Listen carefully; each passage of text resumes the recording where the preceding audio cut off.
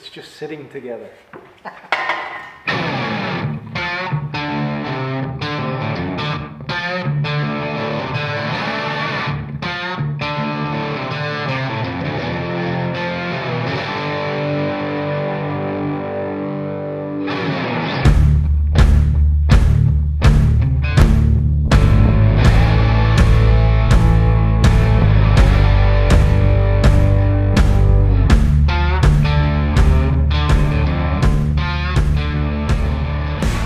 How's it going, everybody? It's Mike with This Old Hot Rod up here in Middleborough, Mass. And behind me is my 29 Sedan. I did a little bit of cleaning this past weekend. It was Mother's Day weekend. Happy belated Mother's Day to everybody out there who's watching. Allie and I took, Allie's son and I took Allie out for breakfast Sunday morning and spent the day kind of hanging out, and then I hung out with my mom for a little bit. But in between and afterwards, I ended up doing some rearranging and cleaning in the big shop just because things were kind of getting out of hand. And I thought, while I had the sedan kind of out from being tucked in the corner, I thought I'd do a quick walk around video and kind of show you guys what the sedan is, some of the work that I had done to it, and just tell you just maybe a little bit of the history of the car. Not that the car has hot rod history, but my history with the car. This is the car that kind of started me down the hot rod path, so to speak. So let's do a quick walk around, and I'll kind of tell you guys some of the different parts I used and why, where some of the parts came from.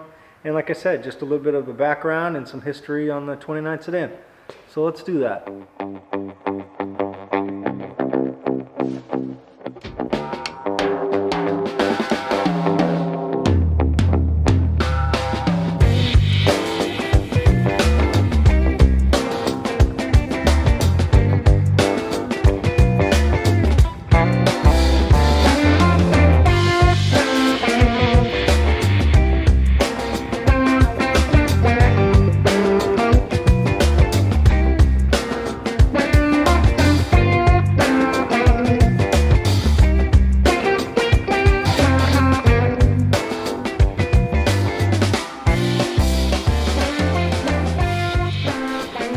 As I just mentioned, it's a 29 Sedan.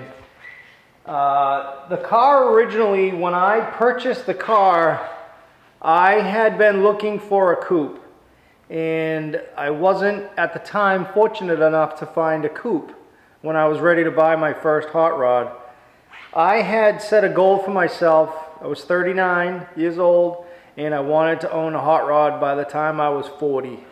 So what that meant to me was I needed to stop racing motocross. I needed to sell my bikes, hang up my boots, as they say in motocross, and just do something a little more low-key, something I could do just, you know, for the next 40 years, so to speak. That's where the 29 Sedan came in. I drove out to Middletown, New York, and purchased the body. The body was, at the time, the body was sitting on a really butchered Model A chassis.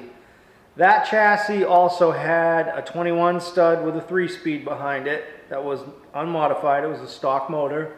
It was a running motor, but didn't have the grill shell on it. These top panels were just sitting in place. No windshield frame. The doors were with it. It had already been chopped 3 inches, I think, way back when. It wasn't channeled at all. I got the car home, and I was really overwhelmed. At that time, I had started my profile on the ham, and my profile on the ham is Mike L50. If anyone wants to go and see some of the threads I've started. About 6 years ago now, a little over 6 years ago at this point, I started my profile on the ham. I did a little introduction and told people what my background was and how I always wanted a hot rod and blah, blah, blah. So that's when I set off on my hot rod journey, as I had already said. The car was just sitting together. It had these really wide I think it was like dirt track wheels and tires on it. On the back, on the fronts were just some 15-inch steel wheels. It had, again, it was a really butchered Model A frame. It had a 34 front axle on it with the spring ahead front spring, which had split wishbones, stock Model A rear axle, and that was pretty much it. I got a small box of parts with the car when I purchased it. Again, I had no clue what was what at the time. And the person who I bought it off of, his name was Dave, I forget his last name now, but he had purchased it from an older gentleman near him over in Middletown, New York, and it was going to be a project that him and his son were going to work on. However, he was really a muscle car guy. He had Camaros, Novas, Chevelles, and that was something that was a little out of his wheelhouse, and he really just never got into it. He purchased it, he had it for about a year, he said, and he just never touched it, and it was just something we're going to move along. So I came along and purchased the car. So that was, again, 6 years ago. What I ended up doing when I got home was I pulled the body off the chassis. When I saw the chassis not being any type of a fabricator, I didn't have any experience welding at the time, so I was really overwhelmed by what I found when I pulled the body off the frame. I didn't know what to do, and again, like I said, I was just overwhelmed. So long story short, I kind of thought at the time I wasn't ready to tackle the sedan because I needed some education. So I spent about the next year on the ham, and then also buying books and magazines online, on eBay mostly, reading a lot of those books, learning about the different parts that people used and why, especially researching the ham and reading other people's threads. I then met a few local guys that were hot rodders who, again, kind of told me some of the things that they used on their cars and some of the history on their cars. I met the Altar Boys, who one of the members lives close to me. Anybody that's been involved in the hot rods have probably heard of the Altar Boys. They've been around for 20 years now. That was the first time I saw like real down and dirty hot rods in person, talking to the people that built them in just a real casual setting. They had just got back, I believe, from Trog at that time, and they had a couple Trog cars that were at the house too at that time. So it was really cool to see finished cars that they drive, and then these Trog cars that were race cars. I didn't know what Trog was at the time, and it was a few years afterwards that I really I got a grasp on what Trog actually was and what it meant to the people that go and build cars and race there. So, and then a few years after that, I went. Anyways, get back on the sedan. This car sat in my backyard under a tarp for a year. I was really overwhelmed. At that point, I got my garage cleaned up. After about a year, I'd sold my bikes and made some space. I had bought a welder. I had started buying the tools that I knew I was going to need: drill press, a welder, a bench, like a bearing press, a bench press, and started collecting parts. The motor and transmission came from a gentleman that you guys may have heard of, Matt Firestone and Josh Wilson. Matt Firestone and Josh Wilson used to own a company down in Somers, Connecticut called New England Speed. They were a hot rod shop, and I purchased this motor and transmission off of them. The motor is a 49 to 51 or 52 8BA flathead. It's been converted to 12 volt, the generator, the 12 volt coil. It has a multi-power dual carb intake, which are really rare. They're hard to find.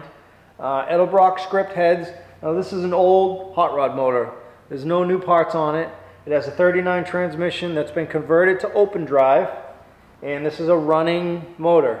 I decided, after I had purchased the motor and transmission, I had already been out buying parts locally to me and had picked up just a ton of stuff. So I had an F1 cross member, 39, 40 Ford rear axle, That's what's under the cars. The car's sitting on a set of 35 Ford wire wheels that I had sandblasted and primed.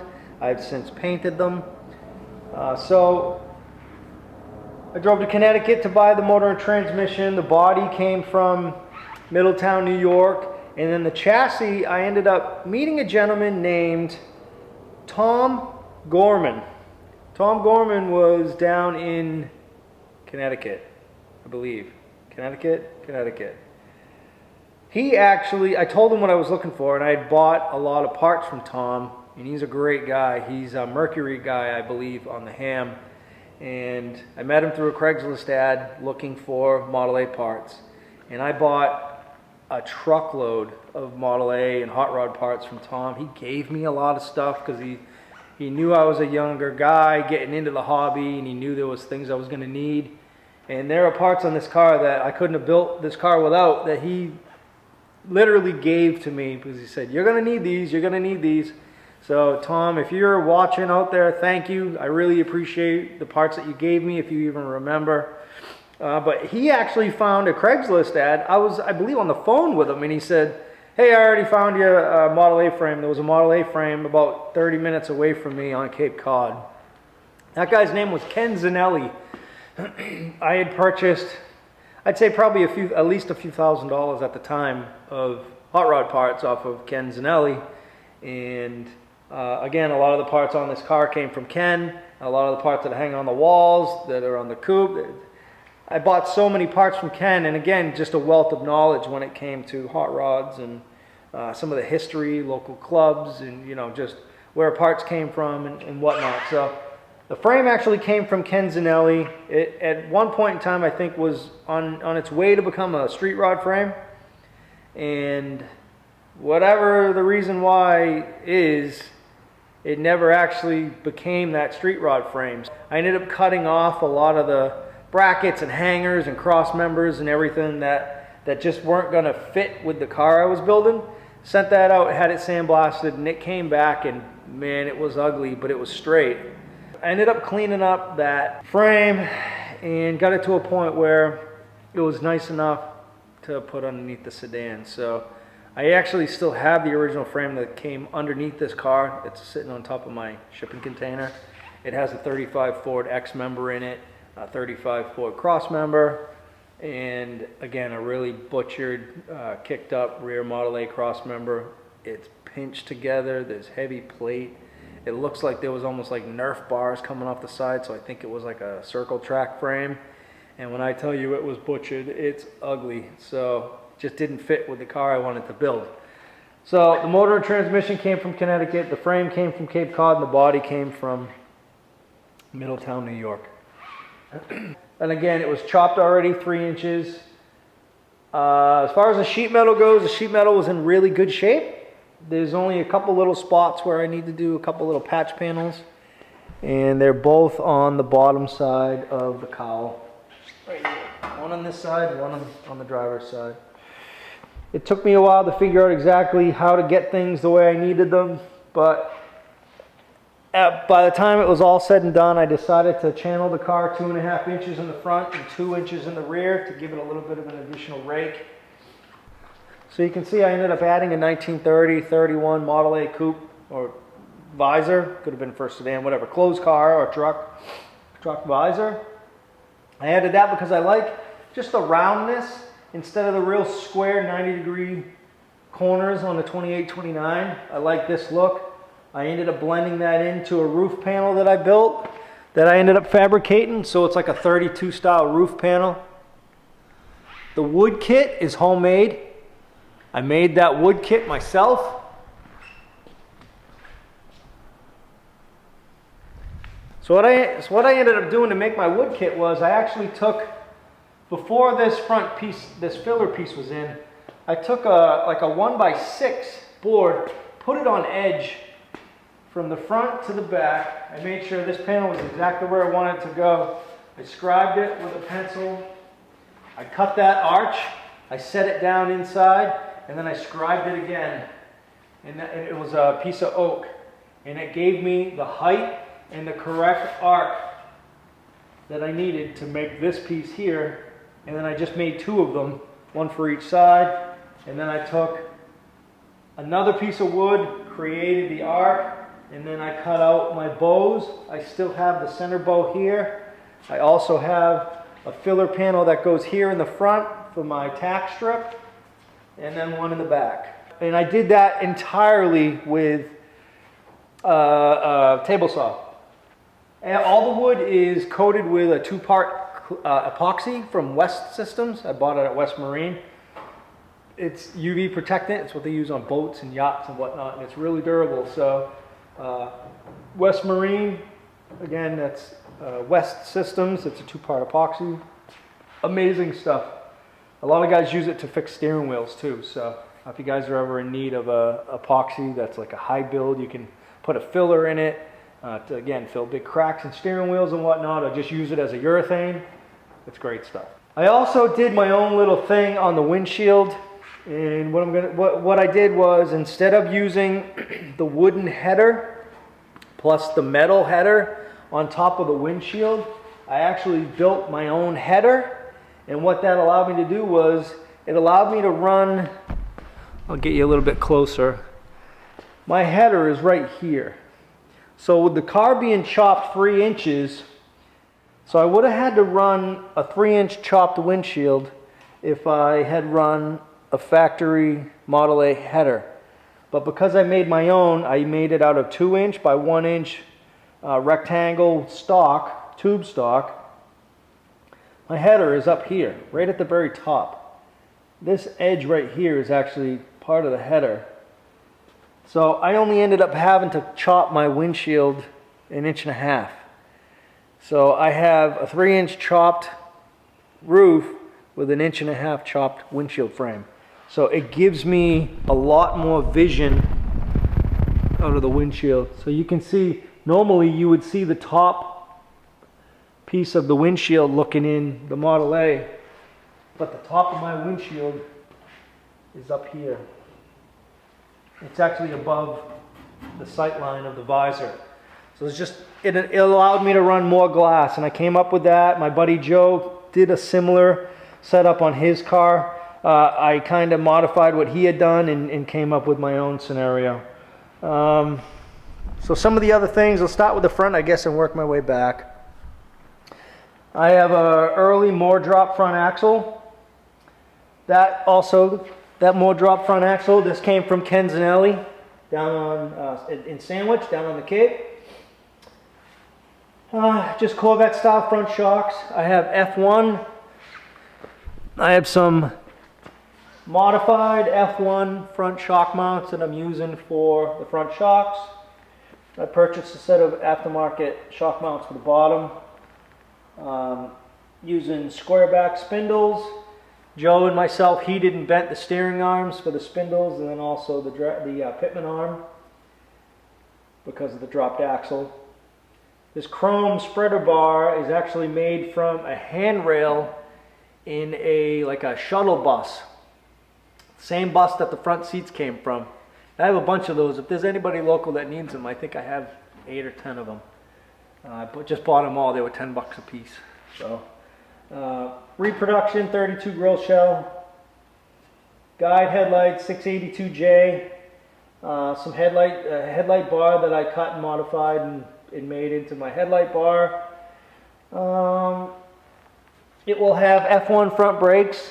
I have a set sitting up in the top garage. It's 35 Ford wire wheels. The tires are a 510/16, so they're actually motorcycle tires. I know a lot of guys don't run them or won't want to run them. They fit the car, they fit the look I was going for. It's a double white wall, pretty cool. We'll see what happens in the future. I have another set of white walls, 450/16s, same size as what's on Allie's Roadster. So I'm back. I kind of forgot where I left off, to be totally honest with you. Cut down modified headlight bar, my headlight stands, 32 repop grill shell, guide headlights, the windshield was modified, custom header made, heavily modified firewall. In order for me to fit the APA, I really had to modify the firewall. in order to get the body to sit where I wanted it to sit, in order to get where the body to sit where I wanted it to, I had to modify the firewall to recess the motor inside the firewall. I fabricated a plate for the delete plate for the fuel pump for now, just so I could get the motor and everything in where it needed it to be. I may end up trying to run the original mechanical fuel pump. I don't know at this point. Or I may just run an electric fuel pump. Carburetors that are on the motor were the carburetors that came with the motor. They're Holley 94s. These will be replaced with a pair of 97s. I do have a Mallory dual point that's going to go on this motor. It's actually up on, you can see it up here on the wall. That's the Mallory dual point, and that's the mag spark. That's the box that I need in order to run that distributor. Or in order to run a hood, I needed to make sure I had the correct rake of the hood. And I wanted that to follow the body line where the gas tank meets the cowl panel. In order to get the grill shell and radiator sitting where I wanted to, I actually recessed the radiator down into the front cross member. Without doing that, the nose sat just too high, and with a hood on it, it just didn't look right. So in order to get the hood sitting exactly the way I wanted to, I notched the front cross member and recessed the radiator down about 1 inch. You can see the modified steering. I fabricated this steering mount, this steering box mount. It's an F1 steering box. I fabricated this mount, and doing that, it eliminated a lot of the issues that a lot of people run into when they're building an AV8 car. There's 3 major issues. The first major issue is the geometry of the pitman arm and the drag link, and that, raising this box up, eliminated that issue. It also eliminated the issue of the steering column being pitched up too much and then the steering wheel interfering with either the dashboard or the windshield. It lowers the angle of the steering column, and therefore it lowers the angle of the steering wheel, and it corrects that issue. And then the third main issue that it corrected was clearance for the headers. Now, I don't have the header on here at the moment. I forget why I took it off, but the header that I have was a header that Tom Gorman down in Connecticut gave to me and said, you're going to need this, and at the time it just looked like an old butchered header. Lo and behold, I forgot I had it when I was doing the steering, and sure enough, I went down underneath. I have a full basement in my other garage, in the top garage, and I went into the basement, grabbed that header, and it bolted onto the motor like it was made for this car with the steering where it was. So there's 3 major issues: the column, the angle of the column, the header exhaust clearance, and then also the pitman arm and drag link positioning. Doing this mount made a huge difference. And in the future, when I build other cars, I keep all of my templates for anything and everything that I build. I keep my templates. And I have the template for this mount, and I will most certainly be making another one, at least one. It's an 8VA block. I've never pulled it apart. I don't know what the crank is. I don't know what the bore is. So in the event someday I pull it apart, I'll know. I have adjustable lifters. I have other things that I can put into this motor. I have an ISKI cam, a 400 Junior ISKI cam for an 8VA, that if this motor does not have a cam, I may at some point install that cam into this motor. We'll see what the future holds. The clutch is completely installed. I have really long wishbones on the car. When I ordered them, I really didn't know right from wrong, left from right, whatever the case. These are the wishbones I ordered. People often comment and say, wow, they're really long wishbones, but they look good. They are, and they do. So I kept them. Really no reason for me to change them. Let's see what else. We're moving backwards on the car, so temporarily for the time being. I just have this little metal tab welded on there to hold the door shut. You can see the internals are out of the door. That's how I got the door. I got internals for the driver's side door, but when I went to put them in, I realized they were the passenger side. And the passenger side already has the internals. So they came with the car. It wasn't until that time I didn't realize I didn't have what I needed. So I'll be looking for the internals for a 29 sedan, 28, 29 sedan, or pickup driver's side door. But I'll deal with that when the time comes. The dashboard is something that I certainly take pride in. I got two little pieces, one on each side, that I have to finish. I shaped and did all the metal work on an old railroad track that I got from a friend. She worked for a railroad locally up here. She worked in Boston for the railroad, and I messaged her and said, hey, any chance you can get me an old piece of railroad track? And I used that as an anvil and did all my metal shaping on a railroad track. But I think I cut this dash into 7 pieces maybe, and sectioned it and pieced it all in. I body worked it and got it to a point where it fits. It's bolted onto the Model A dash rail. I have all the components. I have the little chrome, fluted pieces here. I have the gauge cluster. I have the speaker grill, the clock, the glove box. I built my own glove box out of sheet metal. The steering wheel, so the column, the steering box and the column is F1. I cut this column down 3 inches, re-welded the steering tube. The steering wheel is a 1936 Buick Banjo steering wheel. It was originally 18 inches. I bought this from a guy. It's cut down. I think it's 16 inches. I think it may actually be a little small, to be honest with you, but it works with the car. It has a 3/4 inch spline shaft that an F1 or an F100 steering column do. That's what they have. I did all the floor pans myself. Again, F1 pedals. It has an F1 transmission cross member. The seats are out of that shuttle bus that I bought from a junkyard. I bought 10 of those seats because they just fit so perfectly in this car. It's my license plate I plan on running, and one of the backing plates for the front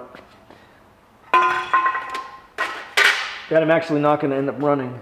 Oh, the cycle fenders, I forgot to show you. These are just sitting here.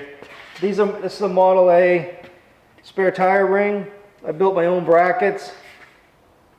These are bolted on. Most of them that I see now most of them that I see on the older hot rods are welded. They're welded on.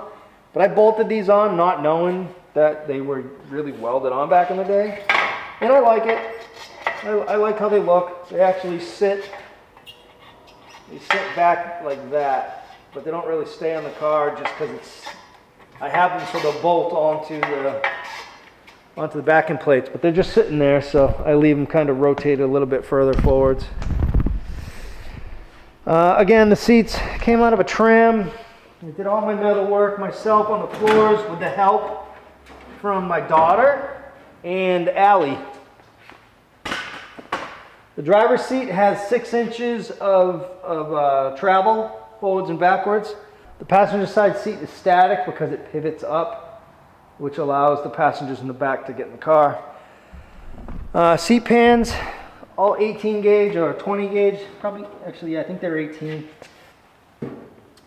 That's a headlight bucket. The back portion of my transmission tunnel.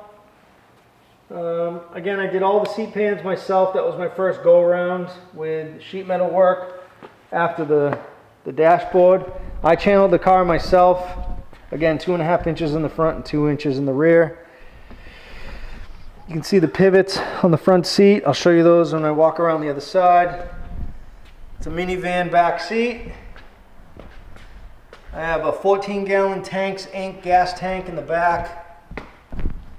It's a little tough to show you, but I'll try to have a heavily modified seat frame for the minivan seat in order to fit over the Model A cross member. Front of the banjo is there. I modified this. I slid this piece forwards. I notched it underneath, moved all the springs, shortened the wire, added this piece of tube stock just for some rigidity. I fabricated brackets on either side of the seat so the back was exactly the angle I wanted it to be. I created some feet. I did all this with the TIG welder. All of this sheet metal is tack welded with silicon bronze rod with the TIG welder. Everything on the floor underneath the car is fully welded and everything's in epoxy. In regards to the body, I did build body mounts. The body does remove from the car, from the chassis. Did all the sheet metal work. Again, that's a 14-gallon tank, rectangle tank. See the filler back here on the back. It's just sitting there at the moment, but it's connected with the little rubber tube. So the motor was a 49. The dashboard is a 49. And my taillights are 49. So these came out of a shoebox. I reverse Frenched them into the body. So the mount actually sticks out from the body instead of recessing them in. My buddy Joe bent this piece of stainless tubing at work, and I notched it and built this into a 50s style bar, 50s style Nerf bar. This is all TIG welded. This was the first time I ever really did anything with stainless with the TIG welder. I spent a lot of time a couple winters ago with the TIG welder trying to really get comfortable with it. I built my own mount inside the chassis. This slides into, and then 2 bolts pin it from the top so it can't fall out, but I also have the ability to remove it if I ever have to move the body off the chassis. I have a little bit of more sheet metal work to do underneath on the back pan to seal in the whole underside of the car. But all in all, the body's pretty good shape. This is really the only bad spot on the body is here. And there must have been some old damage down here that was repaired at one point in time. I started cleaning it up. You can see where I spot welded here, which was some of the sheet metal on the bulkhead for the gas tank. And again, 35 Ford wire wheels. The rear tires are 650 16s and the fronts are 510 16s. The frame's kicked up 4 inches, or the thickness or the height of a Model A chassis. Show you the passenger seat, what I did. There's so much other work, obviously, that went on underneath the car that I'm just, at this point now, not able to really show you, but I will at some point when I get back on the car. If you guys want to go on the ham and check out the build thread on my 29 sedan, you can do a search for Mike L50 or do a search in the threads for, it's in the traditional hot rod section, and it will be Project 29 Tudor in Mass. And again, it's a lengthy thread. Maybe some of it might be a little redundant. I was really happy. There's a lot of images and things about the dashboard, because that was my first real attempt at sheet metal work, so I was excited. I posted a lot about that. But it was me parts hunting, the parts I was finding, all of my adventures, my learning, you know, and you'll see the progression.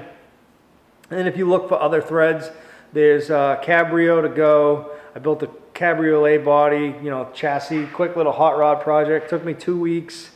That was an old channeled hot rod that I put a floor in, and kept it channeled but not as heavy as it was. Put in a new firewall, new floor pans, threw it on a Model A chassis, suspension, and moved it along. That was a quick 2-week project. There's a thread on that, and there's a thread on the Barrows Coupe, aka Firstborn. And that was the rebuild thread. So that again is only probably 2 or 3 pages, but it's a really cool thread. A lot of good images, a lot of good just information and story behind the coupe and where it came from and where it is now. So that's kind of a really quick general overview of the 29 sedan. So for all the people who have asked to tell you, asked me to tell you guys about the 29 sedan, that's the 29 sedan. The reason why I stopped working on the sedan is because of the 30 coupe.